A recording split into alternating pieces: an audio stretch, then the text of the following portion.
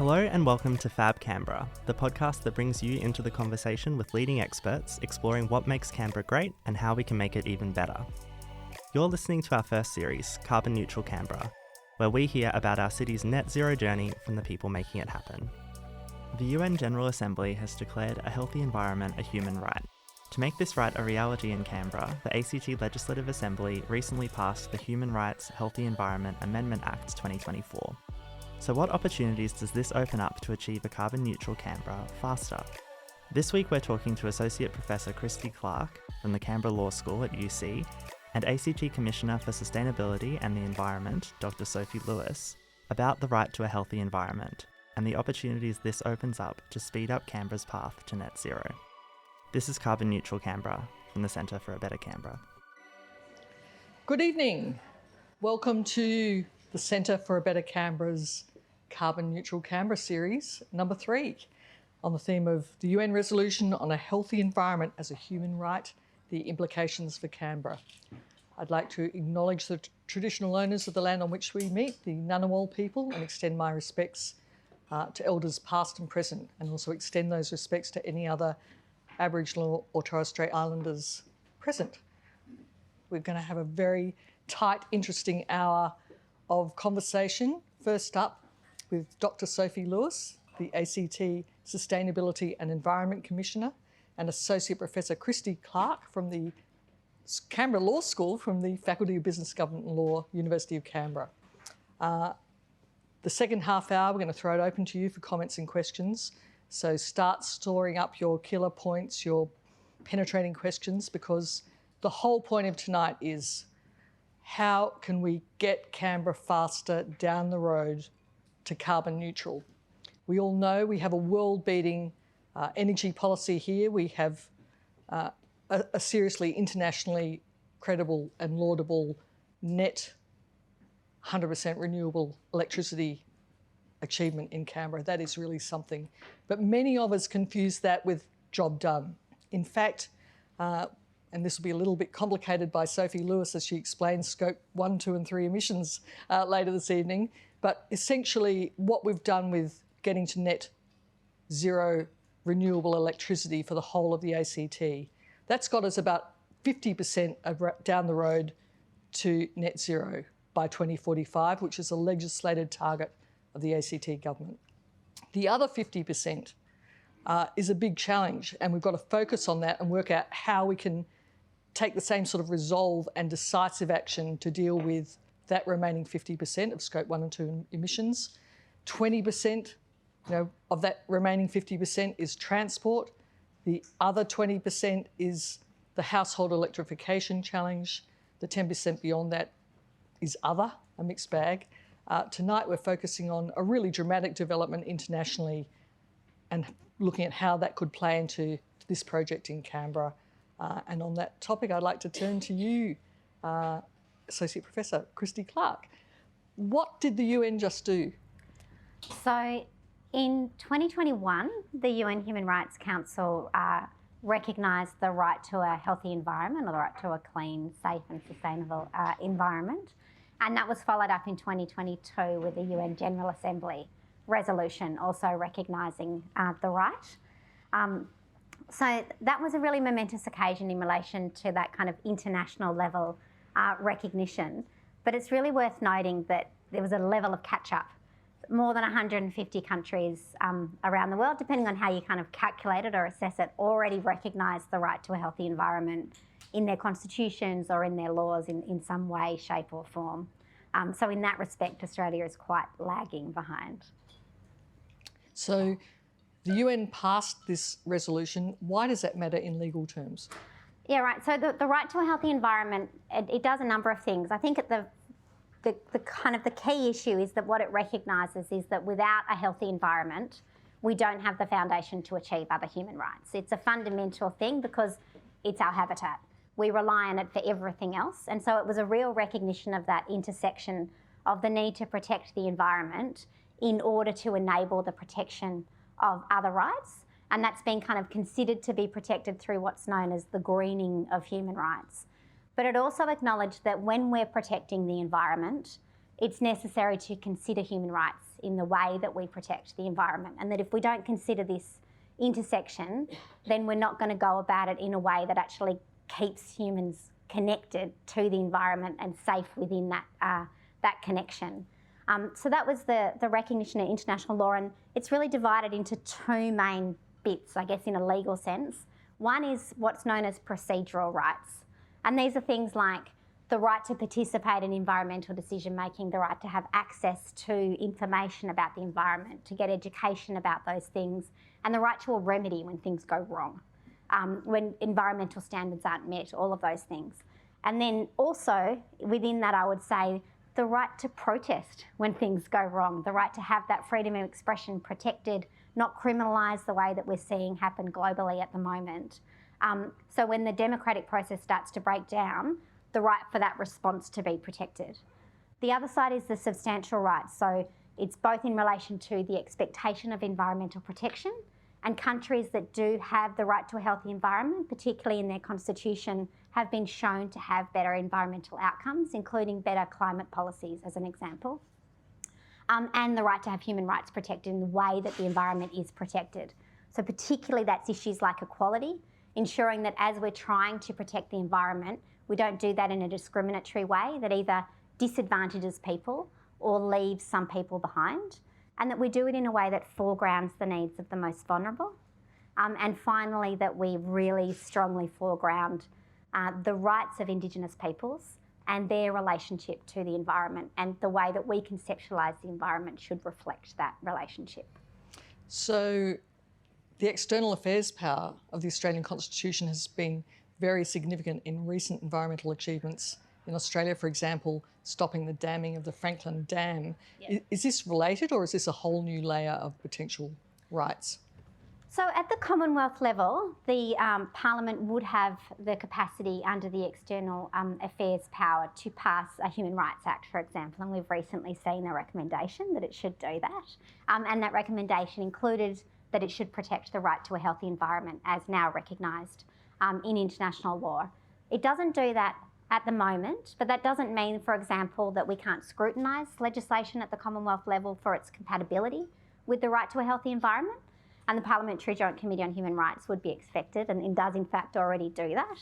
And then at the ACT level, we last month embedded the right to a healthy environment in our Human Rights Act. That hasn't come into effect yet, but shortly it will. And it means that we will be the first jurisdiction in Australia to protect the right at the local level. So we're also a bit unusual, aren't we, in Canberra, in that not many jurisdictions in Australia actually have a Human Rights Act. Correct. So we were the first, yay us, and then there was Victoria, and more recently there's been the Queensland Human Rights Act. And are all those acts the same, or is there something particularly useful about the ACT Human Rights Act? The ACT Human Rights Act has probably gone the furthest in relation to recognising what are known as economic, social and cultural rights. And I think that's partly simply because it was the first. It's had more time to sort of move in that direction, although Queensland's Human Rights Act, being recent, does have some as well, including the right to health, where you can imply the right to a healthy environment, but also because we have a litigation right in relation to the rest of our human rights. Unfortunately, this new amendment, the right to a healthy environment, the litigation aspect has been excluded for the time being. That's really interesting, isn't it? I was astonished to find out that, in fact, Australia has the highest level of environmental litigation in the world, not just in per capita terms, but in absolute terms. What's the reason for the specific carve-out in relation to the environment for now? So the reason that's been given, and when the bill was reviewed, almost all submitters said, don't do this. This would create a hierarchy of rights, and it would actually remove the right to a remedy, which is a big part of the right to a healthy environment. But the government's response was that this is a very new right, given the recent UN resolution, and it's unknown what it would involve. I go back to my earlier point. More than 150 countries in the world have this right. This is not a new right. It is not an unknown. So that's a little bit a difficult argument to sustain, I'd put it that way. But I also think it's worth noting that we have a really low level of litigation under the Human Rights Act broadly. And this is kind of a favourable thing. The reason for that is because the procedural rights that are required under the Act mean that every decision made by the government needs to foreground the human rights before they're even acting, before they're drafting legislation, before they're amending legislation. And that actually works. So we actually have legislation and government action that is, there's a preventative aspect happening here. It is human rights compliant by and large, by design, and by the other parts of the Act that do force those actions to take place, and they will apply to this right. And we have a new complaints mechanism with the ACT Human Rights Commission, which just recently came into effect, and that will be available for the right to a healthy environment. So there will be this capacity to review any failures to consider this right in government decisions, such as development or things of that nature. So just thinking about the carbon neutral path, as a citizen of Canberra, how can we expect this new regime, as it were, with the UN resolution and our own Human Rights Act with its particular nature, how will I as a citizen, you as a citizen, be able to exercise rights differently from, say, someone in Perth? So at the kind of things got a little bit broken end of the spectrum, the furthest we could do would be to submit a complaint to the ACT Human Rights Commission and have that complaint conciliated and considered in relation to what we perceive as a failure to uphold the right. But hopefully what we'll see is all of those procedural aspects of the right really coming on board. So the ACT government is already pretty good with engaging the public and encouraging public participation. But we would hope to see that elevated further and much more efforts gone into really enabling the public to be part of environmental decision making, really stepping up particularly things like adaptation in the ACT and looking at how that can be more equitably done. And so we would hope that there'd be all of these deepened democracy elements of us pushing the agenda and pushing the government in the direction that I think we all want to see it go further. You have a very interesting body of scholarship as an academic, focusing on the common and the ancient rights of forests and how they can be used legally. I know you have deeper feelings about the relationality aspect of what these recent UN and Human Rights Act developments mean. Would you like to tell us just briefly a little bit about that? Yeah, and I touched on that at the beginning in relation to the idea that this right recognises our deep connection and relationship to the environment, that it's inseverable. And I think that if we go back historically in law, including in our own Western legal system, which we've kind of imposed on this land, we will see roots of that recognition of that deep relationality and of the sort of inseverable connection between us as humans or as animals in our habitat and the rest of the environment, which we can't separate ourselves from. And I think that a lot of the things that we're experiencing at the moment comes from this really false division between humans and the rest of the environment and this dualism that doesn't make any sense. I think climate change is a direct cause of that, which obviously is all part of that kind of capitalist agenda. And we have this ancient legal system here in this land that recognises that law of the land, that recognises that deep connection. Country is people and the rest of the environment. It's not possible to separate that concept. And so I think if we were to learn from our own history, but even better, to learn from a much longer, much more expert history of this land, we could make some incredible strides in undoing the damage that we've done so recently. It's been such a tiny blip in the history of the way that we've engaged with the land. So this is not only a very functional, practical opportunity, but a deep and profound opportunity to rethink how we live in this world. Yeah, absolutely. Yeah. Are we going to take it? Oh, God, I hope so. Dr. Sophie Lewis, you are the ACT Sustainability and Environment Commissioner. That's a big job. That's a big job. You've taken a very interesting path to that job. I wonder if you could just briefly share with us your road to that job as someone who I know from the age of 4 planned to be a scientist. Yeah, gladly. Let's do a whirlwind through those years. So I did have this awareness very early on that I wanted to be a scientist, and that stemmed from a time that I have a very clear recollection of, which was when my parents took me and my older brother out in the country to go stargazing in the hope that we might see Halley's Comet. And there was something about that experience of going out into the environment, to observing the world and to connecting with it that was profoundly important to me as a child. So I wouldn't have articulated then that, Mum, Dad, I want to be a scientist, but I really held on to that throughout my childhood. And I'm glad that Chris has asked me to talk through it, because sometimes I feel quite uncomfortable when my bio is read out or I give a very brief summary of my career and pathway, because it seems as though I wanted to be a scientist and now my work is very much involving science and that interface with policy. But as Chris mentioned, I did certainly make a lot of missteps and mistakes and ill-considered decisions along the way. Actually, I didn't say that, Sophie.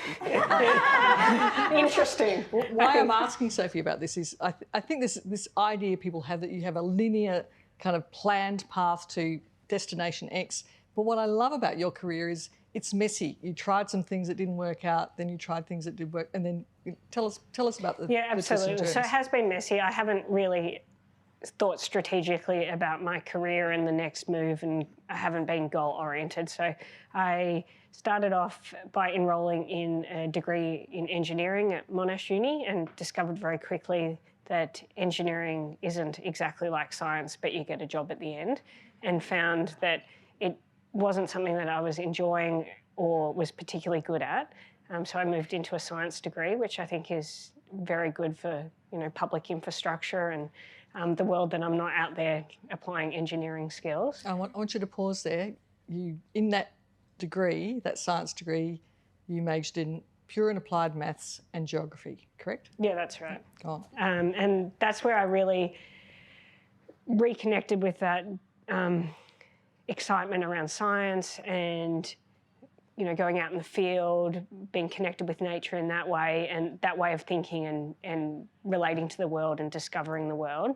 I really enjoyed that, and I ended up applying for a PhD at ANU and got an offer to move up here, and I said yes without having any idea of what Canberra was like, what ANU was like. I had no idea of a project or a supervisor.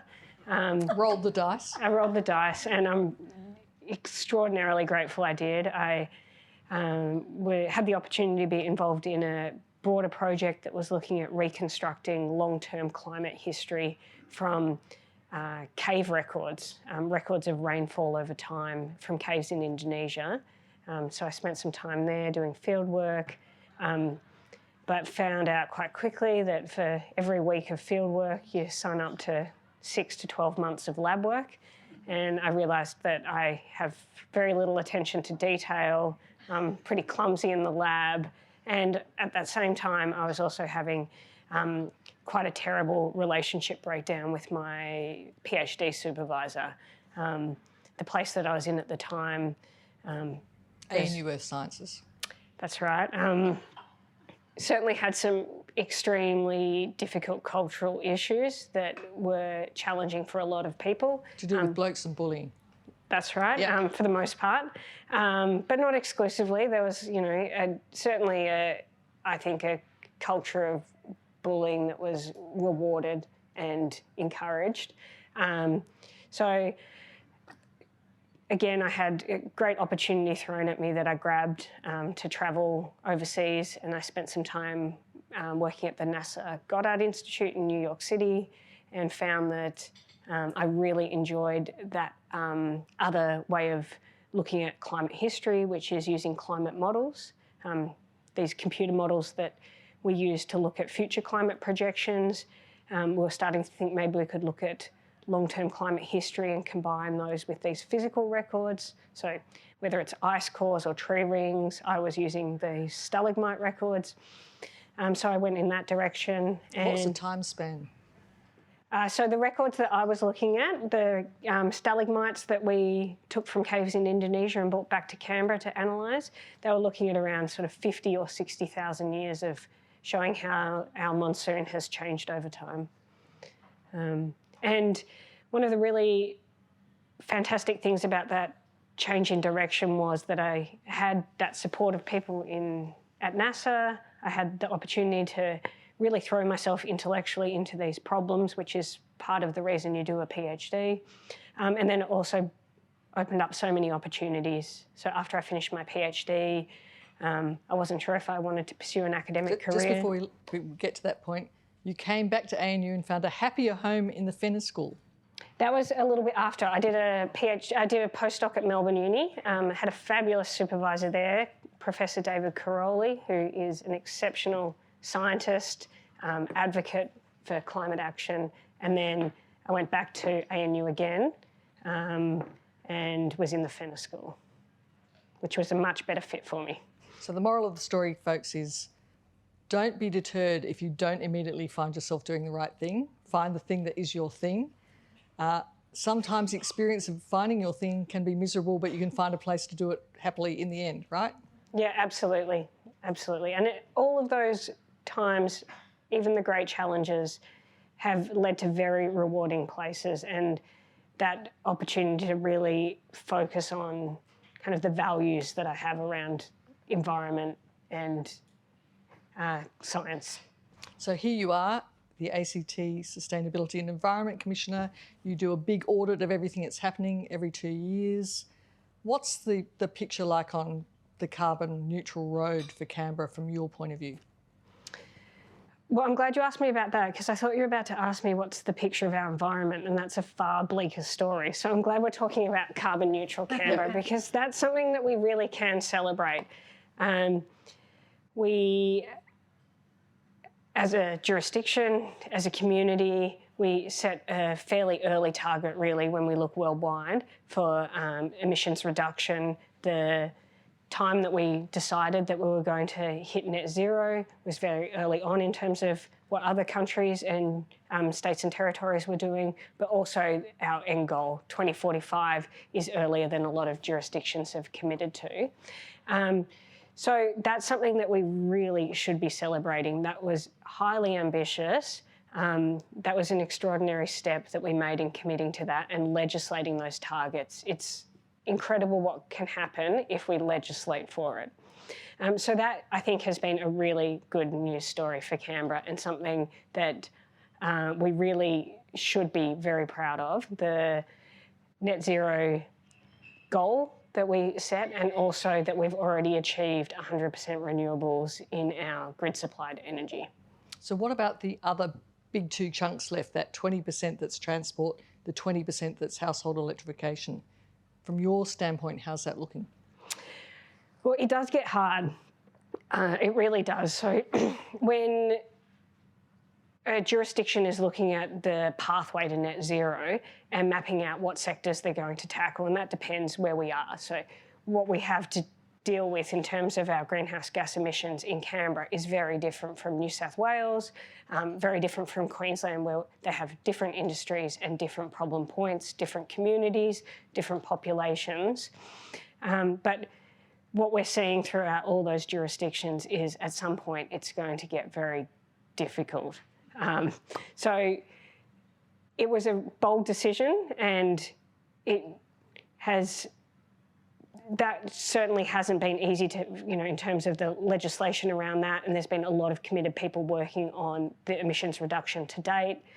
They're already knocking off 50% of them. But as we get further along, and that 20% and the 20% and the other 10% you mentioned, it is going to be a lot more challenging in terms of the changes that we need to make as a community, and things like behavioural changes. That's where we're really going to start to see that this is a hard task that we've set ourselves, and we can achieve it. So, folks, I'd like to say that everything's happy, even with that kind of bleak tinge there. But Sophie really complicates the picture now. This road to net zero by 2045 is all built around what's called Scope 1 and Scope 2 emissions. And at a very sobering breakfast this morning with Sophie at Gang Gang in Downer, she explained to me the story of Scope 3 emissions and how that's not part of the net zero target by 2045. And I'd really like Sophie to explain that to everyone here tonight, so that we can see beyond the horizon at things we need to start thinking about right away, but are the next stage even beyond the current net zero target. So when we talk about a target for greenhouse gas emissions, any jurisdiction, whether it's the ACT or it's the EU, China, New South Wales, and they say we're going to reduce to net zero by a certain date, whether it's 2050 or 2060, that's referring to what we call Scope 1 and Scope 2 emissions. So I will explain these to you.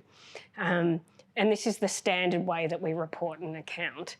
And when greenhouse gas emissions are broken up into these 3 different scopes.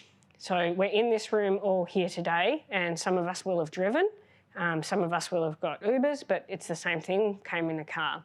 And we can start to think about everything in this room in terms of those different scopes. So the lights here, the power to generate, the power to have our lights going so you can see who's talking, that's Scope 2. So anything that comes from the grid, where you turn on a light or you plug something in, that's Scope 2. Scope 1 are the cars, the buses, the trucks, the things that got us here. They're the things that are happening within the ACT. The movements of people across the ACT, the little bits of agriculture and manufacturing, but we know in Canberra we don't really do much by way of making things. That we don't make things here. We make ideas. So. Oh, we make ideas, yeah. We provide other goods and services, but we're not making things with our hands for the most part. So Scope 1 are the other emissions that are occurring within the ACT. But obviously that's not everything that allowed us all to be here today. So some people have wine that came from a farm, it was bottled, it was transported to the ACT. We've got our clothing, we've got our chairs, all the goods and services that are occurring outside of the ACT to provide for our life here are called Scope 3. So they're all the things that are still required for us, our food, our clothing, most of our air travel are Scope 3 emissions. And if we do an account for the ACT, we find that Scope 1 and Scope 2 and that really ambitious target we set is only 6% of our emissions, whereas 94% of the emissions of Canberra are the things that we're not actually counting. And that's not because of some dodgy accounting trick by the ACT government. That's standard. That's the way these frameworks work and the inventories work, because we can only really report and set targets and compare them and benchmark them with other jurisdictions based on what's in our control. But I think we all know that we do also have some responsibility for the impact of our lifestyles and what's occurring. And we shouldn't really give up on that responsibility just because they're happening outside the border. And that might sound like it's a little bit depressing, that 94%, but to me that's actually a hugely positive, optimistic thing to focus on, because I have mentioned that rest of the 50% to net zero is going to get really challenging, and we do have to be focusing on that. But if we also look at Scope 3 emissions, we might find that we can carve out some really big chunks of greenhouse gas emissions from those without having to make such significant changes. And that might simply be looking at supply chains and finding out where things are manufactured, whether they're manufactured on a green grid, how they're transported, maybe looking at how we keep goods and services in use longer so we actually value the carbon. So when you said that, when you explained that, I felt a momentary figurative people falling off your chairs moment and then a quick reversion to normal. And I'm expecting that's the same with most environmental revelations. Immediate shock and then normalisation. Just think about it, folks. Sophie said this other extraordinary thing at breakfast this morning, that if, and correct me, I might not have this exactly right, but as I recall what you said, it was if everybody around the world had the same consumption patterns and level as the people of the ACT, we would need, was it 8 more Earths? 8 more, yes, that's right. 9 planet Earths for... to service that degree of consumption. Now I want you to actually fall off your chairs because that's truly shocking. That means, and we'll go to questions and comments straight after this, so Mr. Mike Guy, go to it. That's a truly shocking thing. That means as individuals, if we don't also reflect on our patterns of consumption, our levels of consumption, the sources of the things we consume, if we don't give that deep thought and cut back on it, we're really squibbing the environmental challenge that's with us right now, aren't we? Yeah, absolutely. And I think that nine times the land size we have available, so not whether it's if everyone on Earth lived like Canberrans, we'd need 9 planet Earths. I think that really kind of demonstrates that idea that this is something that we all need to really be paying attention to and thinking about, that we can't just assume that there's space available, there's carbon available, there's water available elsewhere for us to use, because that's simply not the case. So the old reduce, reuse, recycle slogan, we kind of just pretend that the reduce bit doesn't really happen, and the reduce bit doesn't really, it's an optional extra. And we all concentrate on the least important part of that slug line. Yeah, absolutely. And I think that's a really big part of it. So when we look at those Scope 3 emissions for Canberra, a lot of them are coming from infrastructure and construction, building industries, what we call embodied carbon, the carbon in our buildings, our really large homes that we tend to have in Canberra. A lot of it's coming from our food choices, because we tend to eat fairly greenhouse gas intensive food in the ACT. That's meat. That's a lot of meat products. So really the point of that is that what we're consuming is highly valuable. It might not be expensive in a monetary sense, but if we look at the impact on greenhouse gas emissions and other environmental indicators, the reuse or repurpose, those additional R's that they've added to the 3 R's to take it up to 9, encouraging us to really see things as highly valuable. So, for example, if you like meat and you're going to consume meat, seeing that as a really valuable product, that's not something that you would want to waste or not pay attention to in your fridge and let go bad. That's a really high value product that we should really kind of cherish. So it's not just energy that's not accurately priced, it's pretty much every good, in that it doesn't fully accommodate the carbon price of the object. Or the environmental impact more broadly. I'd say that about all sorts of things. Our housing doesn't really take into consideration, the way we build our houses doesn't really take into consideration the environmental impact of the materials and the urban footprint of that housing. So these kind of factors, have the Scope 3 issues even come up in relation to the right to a healthy environment debate, or is it just waiting there and sitting? So, for example, there's a Queensland decision, Waratah Coal and Youth Verdict, which was around the refusal to approve a coal mine up in Queensland, and in that case, the judge considered essentially the right to a healthy environment, but implied from the right to health and the right to culture for Indigenous peoples, and also the rights of children. And in the judge's consideration, they insisted on considering the impact of Scope 3 emissions and the kind of impact that would have on climate and on the Great Barrier Reef and on the local environment due to the impact of climate change. And so the judge said, no, I'm not going to be told that I can't consider the impact of Scope 3. This is directly relevant to the climate and to what's going to have an impact on people's human rights. And it was a big factor in refusing to approve the mine in the courts in that instance. And that's our sort of first right to a healthy environment case kind of in Australia that really did that, even though it was implied from other rights in that instance. I also think that it points to the fact that, I agree we all need to take responsibility and we all need to take action. And if you look at those proportions, that's true. But I also think there's a real danger in individualising. And I'm not saying that that's what you're doing, Sophie, but this is a real trick that does get pulled. There's a very small number of corporations and individuals that have an incredible impact on the planet and on driving climate change. And they love it when we think that it's our job to just recycle a bit more and that it's all our fault. And in fact, they're deliberately pushing these bigger houses, the embodied energy in the construction. They're pushing us to only have choices between these really high energy products because it's cheap for them to do it because they externalise the costs. And it comes back to this engagement of the right to a healthy environment and government responsibility. They're entirely free to regulate these corporations. They're entirely free to change building standards.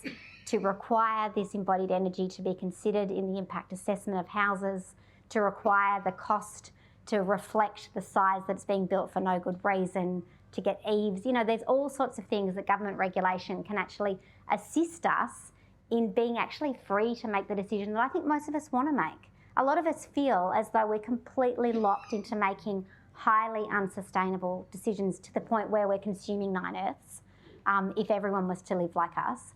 But we're not actually enabled to make decisions without like dropping out of society. And well, we can't drop out of society, so we need society to actually work. And actually we need regulation and government action to make that work. And they can. They can do it tomorrow if they want to. But often that's the really difficult decision and they choose to delay action. So I just think it's important to note. Well said. Comments, questions, challenges from the floor? Hi. So I was wondering, looking at our stage 1 and 2 emissions and where we are in Australia and starting to consider our stage 3 emissions and the fact that that is so much more the cause of climate change and that we as individuals have very little we're able to do. So what do you believe is the next logical step in trying to stop these corporations from basically just completely destroying the planet? What is the way we can start to change things? Sophie.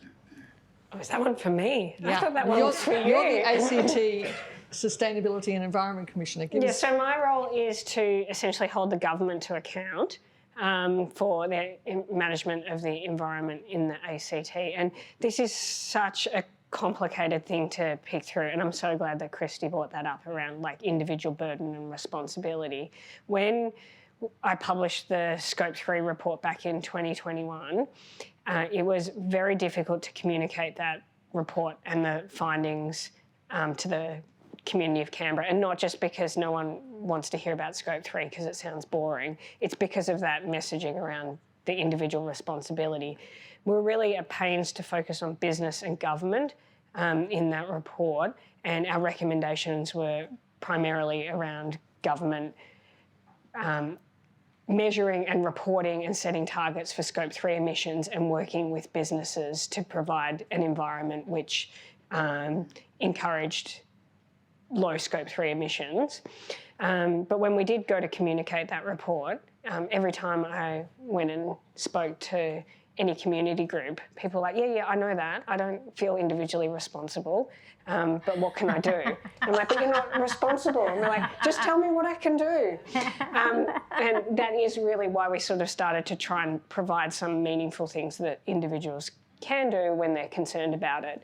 But that also does concern me. I've given talks before where I've had people come up and ask me about whether or not they should have children because they feel so burdened by this.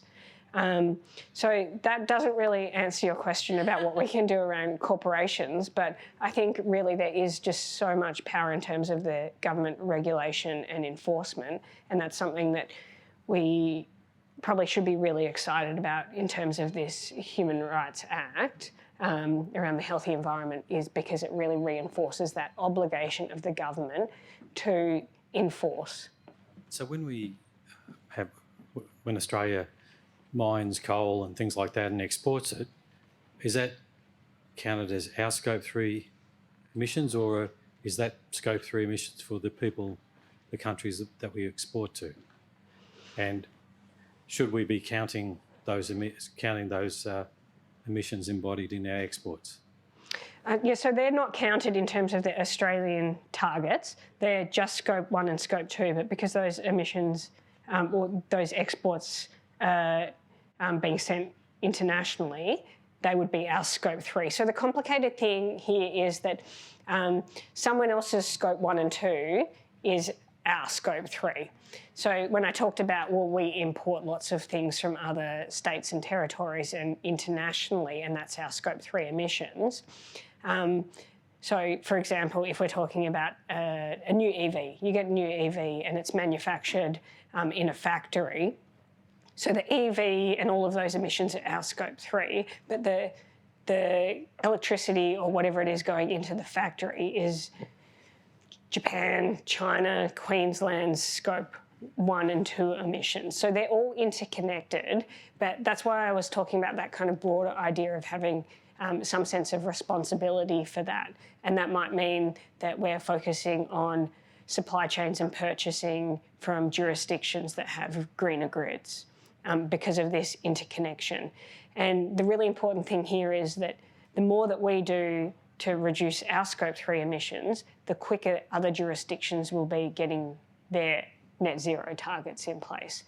So I think it's really about kind of recognising that responsibility, which hasn't happened across jurisdictions, and it really doesn't happen with corporations who are also pretty opaque with their Scope 3 emissions reporting. Yeah, and so if it's coal from Australia, then it is our Scope 3 emissions, because then it actually gets burnt over there as their Scope 1 or 2. But so yes, it's our Scope 3. And there had been a tradition in environmental law of refusing to consider the environmental impacts of Scope 3 emissions when measuring whether, a mine, for example, was going to be in breach. That is changing. And so we're starting to see judges say, no, I'm going to include the impacts of Scope 3 emissions, particularly as climate becomes one of the criteria that they start to look at where they're able to do so. And what's been really interesting, for example, with the Waratah coal decision, is that it was through human rights that they were able to, rather than through our environmental protections, because generally environmental law is considered to facilitate development, albeit in a very particular way, than it is to truly, in fact, get us to a position where we're actually protecting the environment. So let me get it straight. If we export coal to Singapore, that's their stage, Scope 3. It's our Scope 3. Which means we're considering it their problem. So it's our Scope 3, but we make it their Scope 3? Is that No. how it works? Or is it never... It's their Scope 1, isn't it? Yeah, that's their... It's their Scope 1 because they burn it. It's so our the Scope emissions 3. happen there, It's our so Scope we 3. say it's not our problem, but Yeah. we actually gave it to them. But Australia's just, Environment Minister Tanya Plibersek has just approved the biggest solar farm in the world, the Sun Cable project in the Northern Territory, which plans to send renewable energy to Singapore. Yeah. How does that stack up in terms of Scope 3?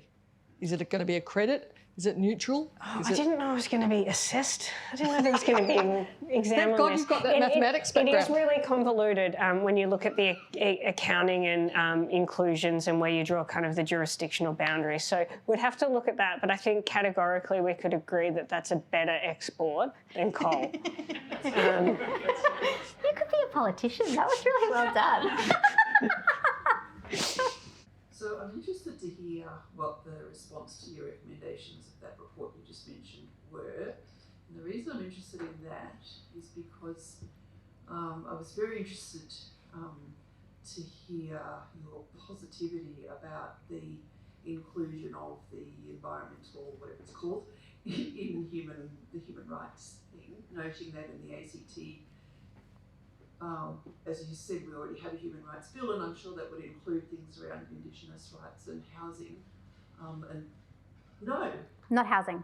Although we do have the right to privacy in the home, which I guess so. Okay, so forget the housing, but so the Indigenous... The cultural rights of Aboriginal and Torres Strait Islanders people. It's a disaster in terms of justice and outcome care. So I'm kind of, I know I'm the wet blanket here, but you're saying, primarily the response of, it's not an individual thing, which I completely agree with, it's government and business, but I'm not seeing a way forward here.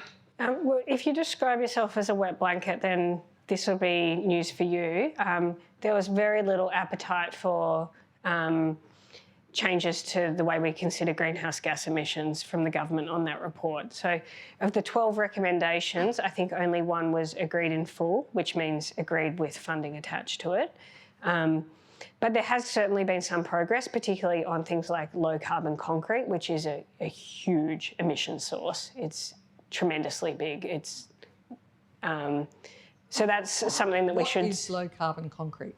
So the manufacturing of concrete is hugely emissions intensive, and low carbon is lower carbon. It's a much better product in terms of greenhouse gas emissions, and it's taken quite a while to develop supply chains for that and to get that into things like municipal infrastructure standards, so there's confidence that that's an appropriate product to be using. So there is some positive news there, but in general, no, there's been very little appetite from the ACT government to take on some of these bigger challenges. Chris discussed briefly the State of the Environment report, which is my responsibility under my legislation. I delivered that to my minister, the Minister for Environment, late last year. The response to that was tabled this year, and of the 30 recommendations I made, none of them were agreed in full with funding, and only 9 were agreed in principle.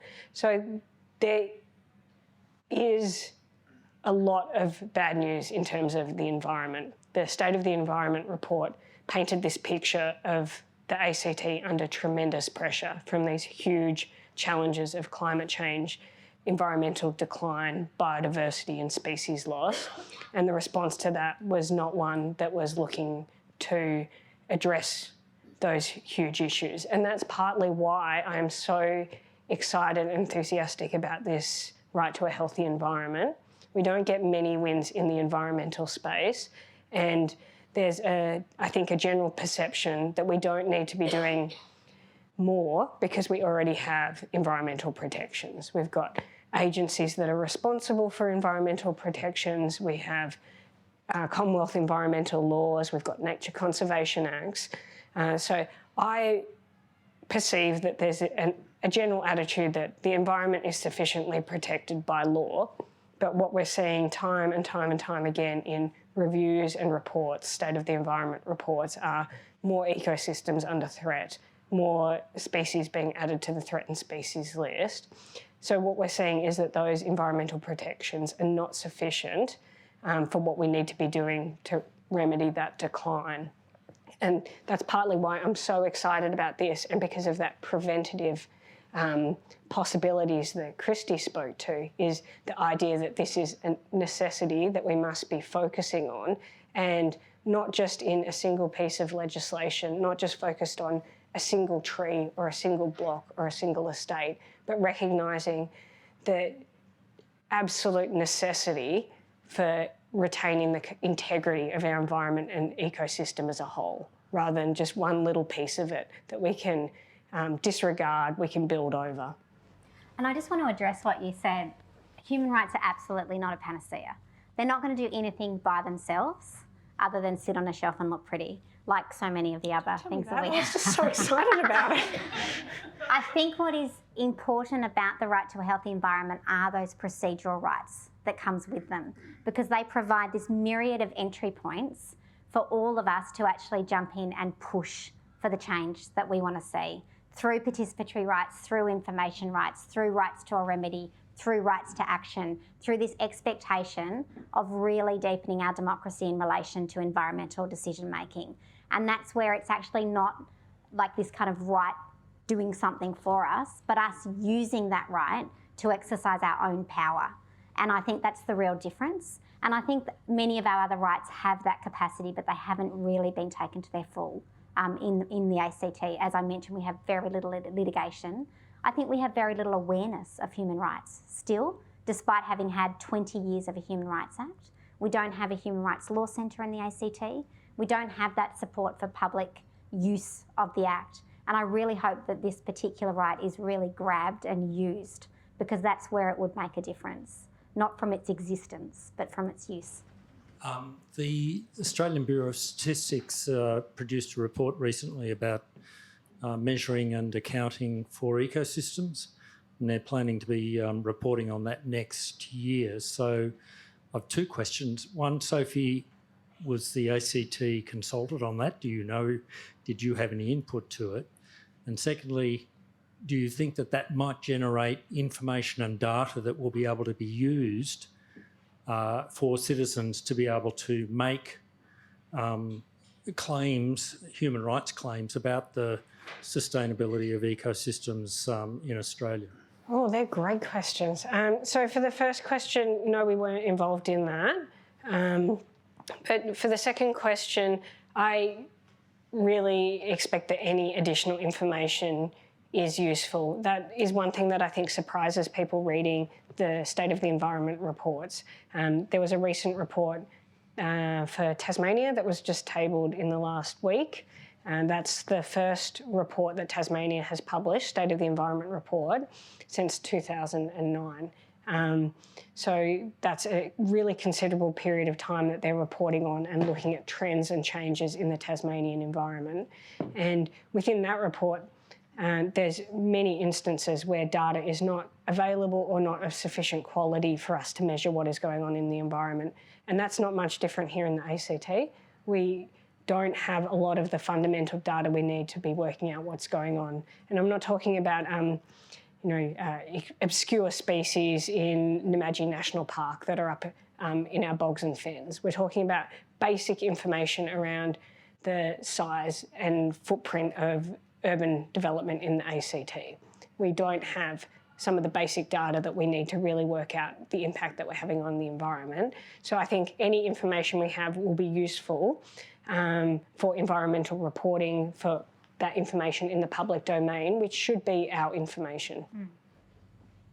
Thinking about possible things that might help, I've actually got an EV and I'm involved with the Australian EV Association, and generally speaking, they're a bit better than petrol and diesel and vehicles. Anyway, the amount of misinformation and complacency, for example, around EVs, but I think also around climate change. Like my boss I spoke to today questioned climate change. Is it that we're not getting through and the misinformation is winning, and there's a great big part of the population that actually doesn't believe it or doesn't think there's anything to be done?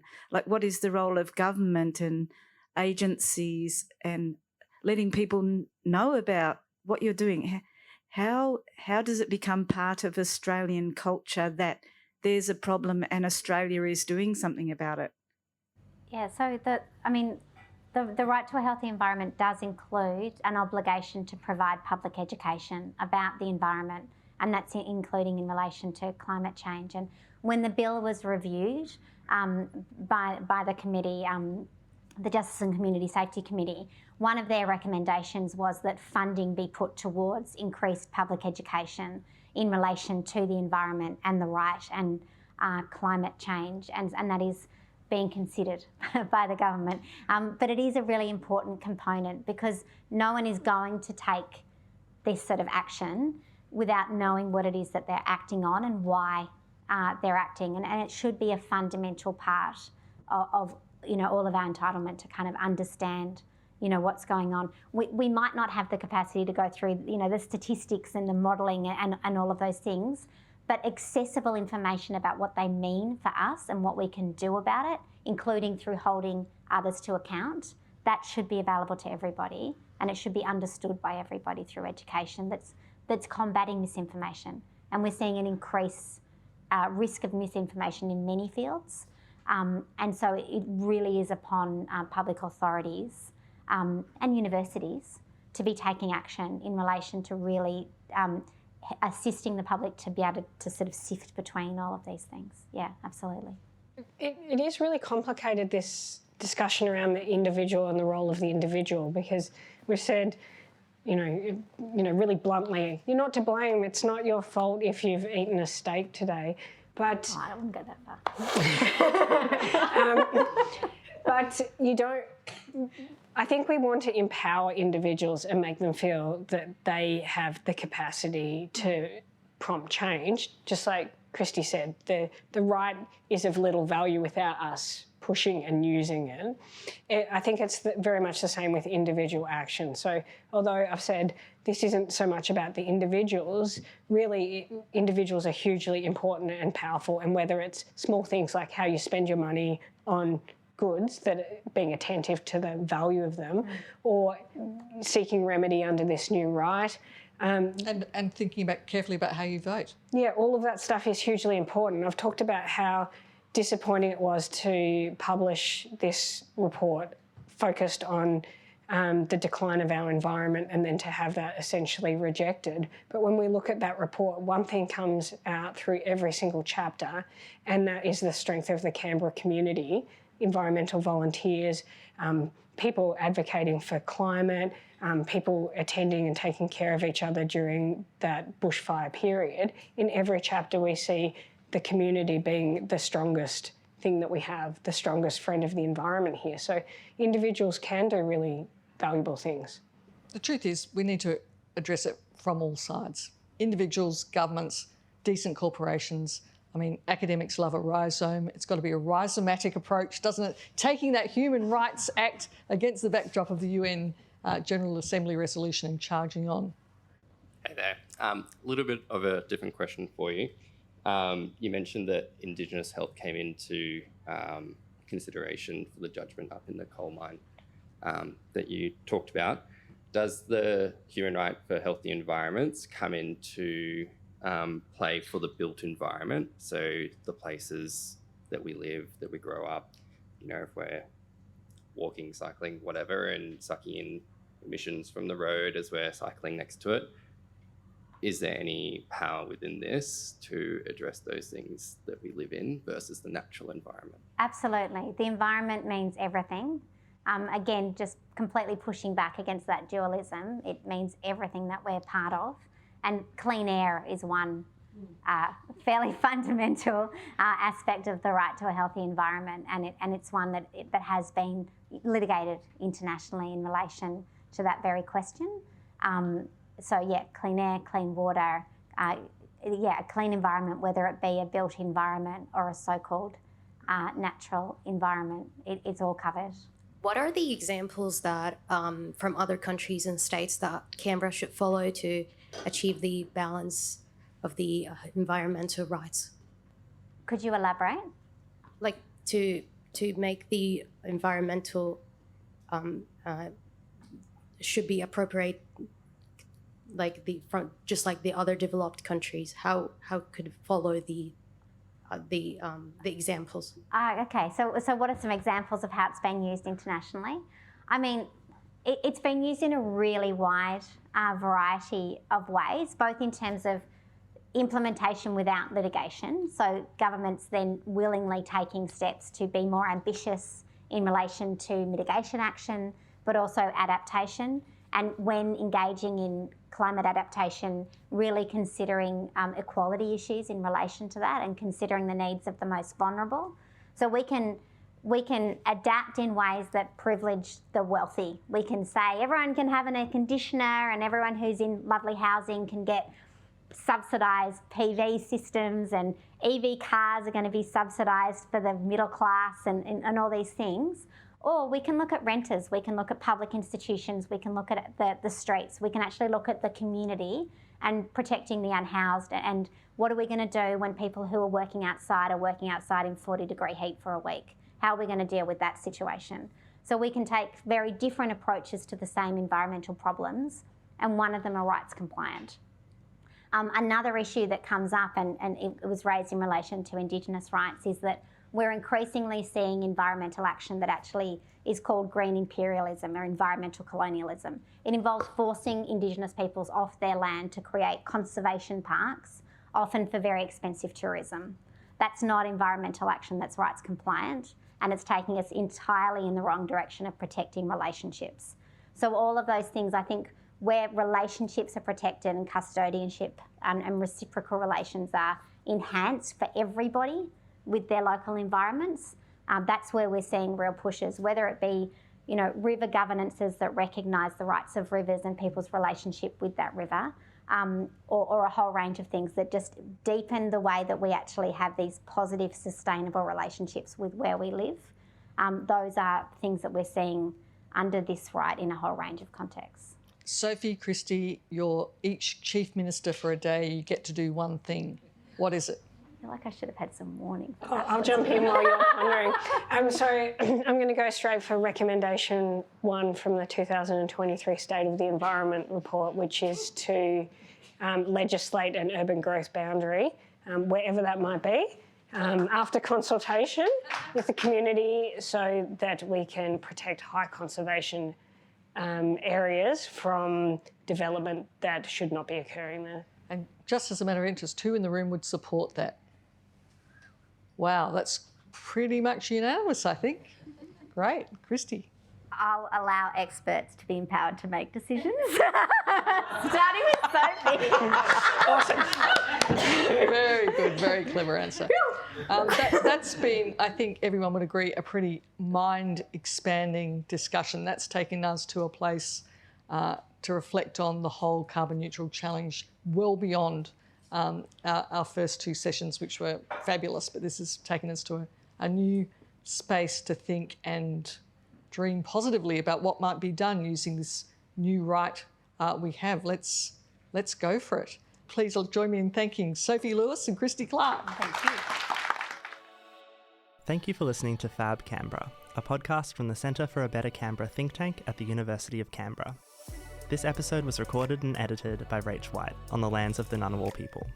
The University of Canberra acknowledges the Ngunnawal people, traditional custodians of the lands where Bruce campus is situated. We wish to acknowledge and respect their continuing culture and contribution they make to the life of Canberra and the region. We also acknowledge all other First Nations peoples on whose land we gather. The ACT Government's Our Pathway to Electrification plan likens Canberra households' transition from gas to electric appliances to the switch from analogue to digital TV and the phasing out of leaded petrol. How can we think creatively about encouraging Canberrans to go electric? Join us next week to hear from UC Centre for Environmental Governance Director, Professor Jackie Shermer, and Canberra Business School Associate Dean of Research, Professor Rebecca Russell-Bennett, in conversation on how to help households go electric faster and adapt safely to accelerating climate change. That's next time on Fab Canberra.